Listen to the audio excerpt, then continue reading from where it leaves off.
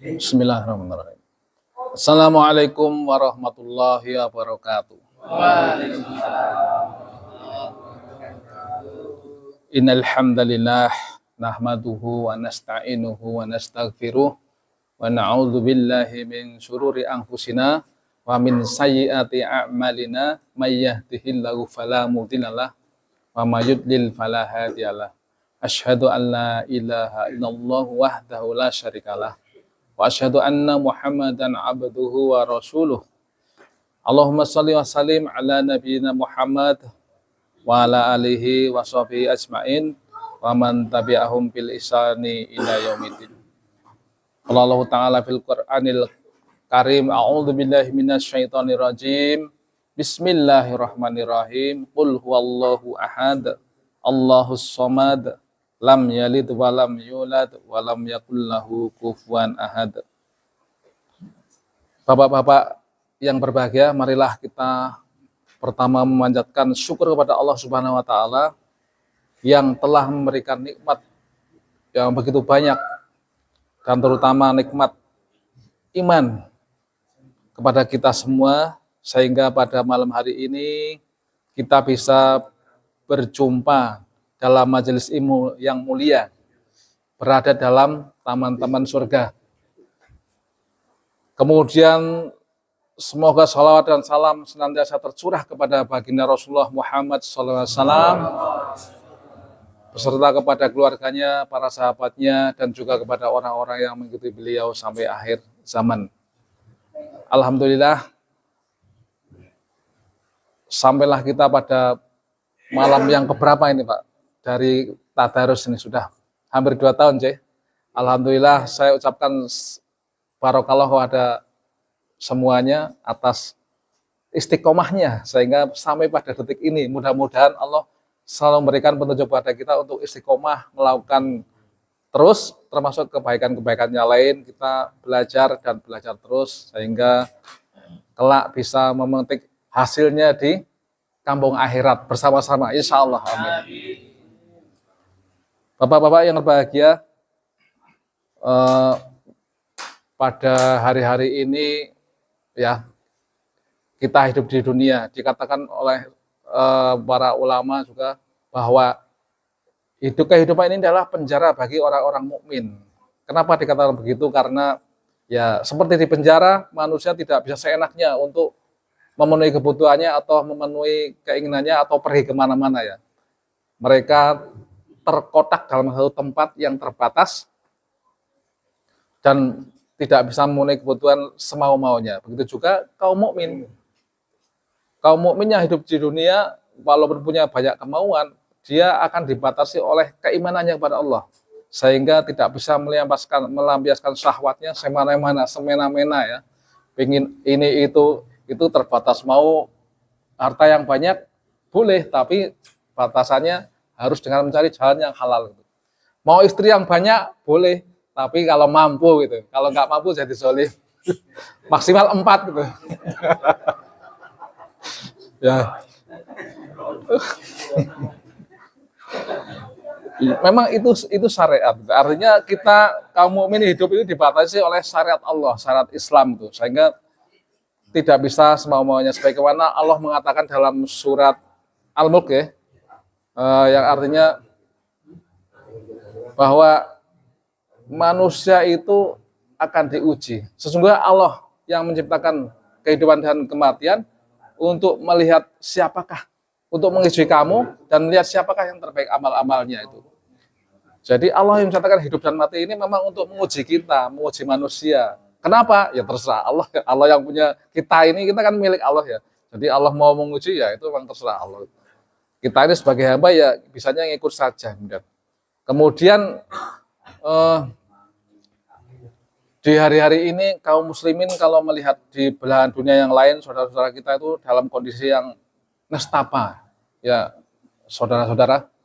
Jadi kaum muslimin itu tidak bisa hidup itu hanya memikirkan dirinya sendiri. Tidak dikatakan beriman seseorang muslim itu yang tidak berpikir dengan saudaranya, kehidupan saudaranya muslim yang lain tuh. Oleh karena itu ya ini perintah Rasulullah. Oleh karena itu kita ya wajib juga memikirkan kaum muslimin di bumi yang lain gitu. Misalnya di Palestina atau di mana saja berada. Nah, sekarang yang sedang menyita perhatian adalah di Filistin gitu. Di Palestina kaum muslimin qadarullah sedang diuji oleh Allah dan mereka sedang berjihad berperang melawan kaum Yahudi laknatullah. Yahudi kafirin gitu. Kalau dulu zaman dulu Bani Israel ada yang muslim ya. Nabi Musa Bani Israel, Nabi Isa Bani Israel, nabi-nabi Bani Israel kecuali Nabi Muhammad SAW.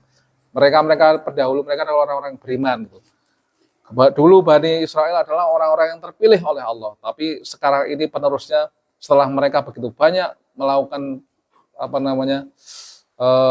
kejahatan-kejahatan, penyimpangan dan kekafiran pada Allah, mereka menjadi kaum kafir dan yang terlaknat. Sekarang nyata mereka adalah orang tidak mengimani Rasulullah. Kemudian mereka semena-mena seluruh dunia sekarang mengeluh dengan tindakan mereka yang begitu brutal. Nggak ada kebrutalan selain mereka, nggak ada. Mereka mengebom apa saja yang menjadi bagi seluruh dunia internasional itu konsensus nggak boleh. Misalnya tenaga kesehatan atau sipil, orang-orang sipil, bagi mereka itu nggak ada masalah. Mereka tetap bom itu. Bayi-bayi, kemudian perempuan ditembak. Padahal dalam hukum perang ya, yang diakui oleh seluruh dunia, baik dunia muslim maupun dunia kafir zaman dulu, para kesatria ya, artinya orang yang punya keperwiraan gitu, atau punya gentleman gitu ya, itu kalau perempuan itu nggak boleh dibunuh ya.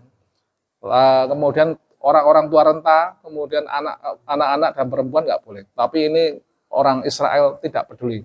Orang Israel tidak peduli. Maka itulah kita harus selalu mendoakan mereka. Dalam doa-doa kita harus mengingat mereka dan mendoakannya. Kenapa? Ya inilah bukti keimanan kita, bahwa keimanan kita benar itu kita peduli kepada mereka. Kemudian selanjutnya kita bisa menyisihkan sebagian dari rezeki-rezeki kita kepada mereka. Kalau orang tidak peduli pada mereka, seminimal tidak mendoakan, maka itu bisa jadi keimanan kita akan batal, bahaya. Oleh karena itu, mari kita senantiasa mendoakan mereka. Kemudian apa kaitannya dengan surat Al-Ikhlas tadi? Bapak-bapak, saudara-saudara. Jadi surat Al-Ikhlas tadi saya bacakan artinya nggih. A'udzubillahi minasyaitonirrajim. Bismillahirrahmanirrahim. Qul huwallahu ahad. Wahai Muhammad, katakanlah Allah adalah Tuhan yang esa. Allahus Shomad. Allah Maha menjamin segala kebutuhan makhluknya. Lam yalid wa lam yulad. Allah tidak melahirkan dan tidak pula dilahirkan. Walam yakul lahu kufuwan ahad.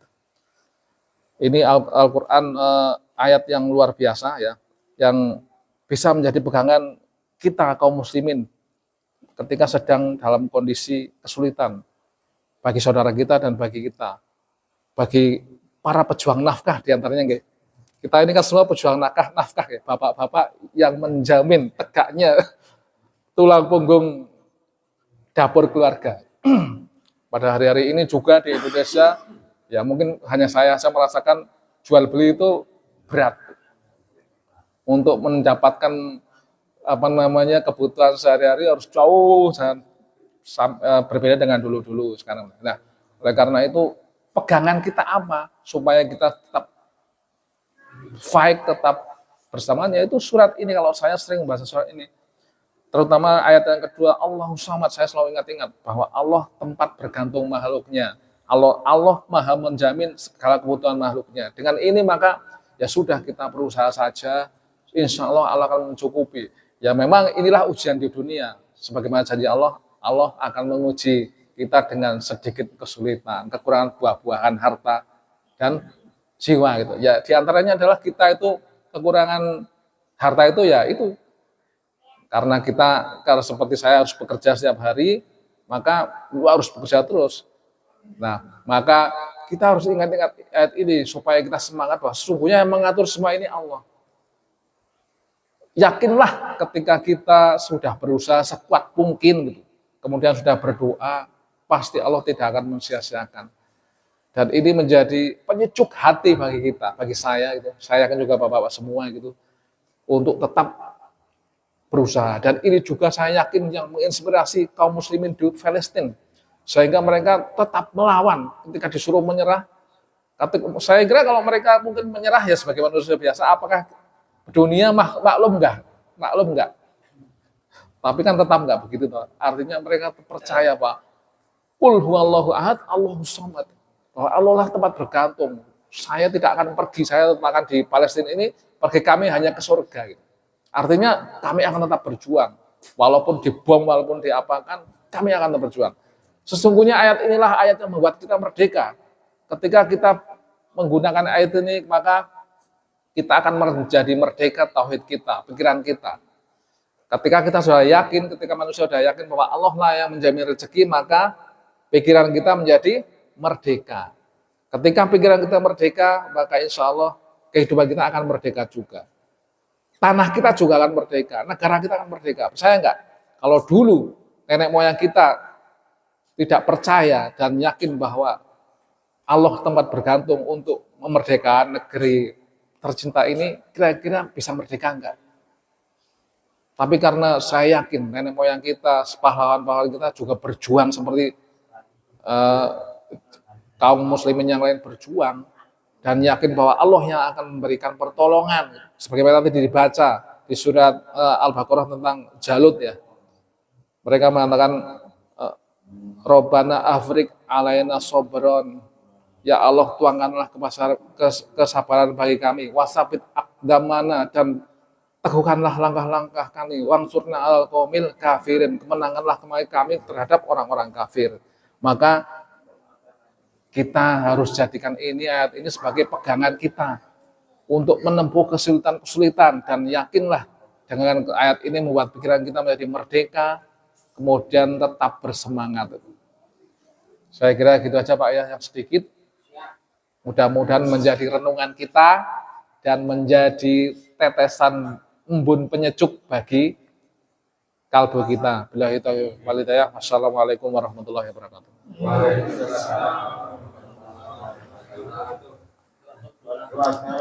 Monggo. Kita berdoa bersama-sama. A'udzubillahi minasyaitonirrajim. Bismillahirrahmanirrahim. Hamdan syakirin, hamdan na'imin, hamdan yu'afi mani amahu wa yukafi majidah. Ya Rabbana lakal hamdu kama yang bagi li jalali wajhikal karibi wa adimi sultanik. Allahumma salli ala Muhammad. Allahumma salli wa sallim ala nabiyyina Muhammad. Allahumma salli wa sallim ala nabiyyina Muhammad. Allahumma gfir lil muslimina wal muslimat wal mu'minina wal mu'minat al ahya'i minhum wal amwat innaka sami'un qaribun mujibud da'wat. Rabbana hablana min azwajina wa dzurriyyatina qurrata a'yun waj'alna lil muttaqina imaman. Rabbana la tuzigh qulubana ba'da idh hadaitana wa hab lana min ladunka rahmah innaka antal wahhab. Allahumma ansuril ihwanal mujahidin fi Filistin wal mustad'afin fi Filistin wa fi kulli makan. Rabbana atina fid dunya hasanah wa fil akhirati hasanah wa qina adzabannar. Subhana rabbika rabbil izzati amma yasifun wa salamun alal mursalin walhamdulillahi rabbil alamin.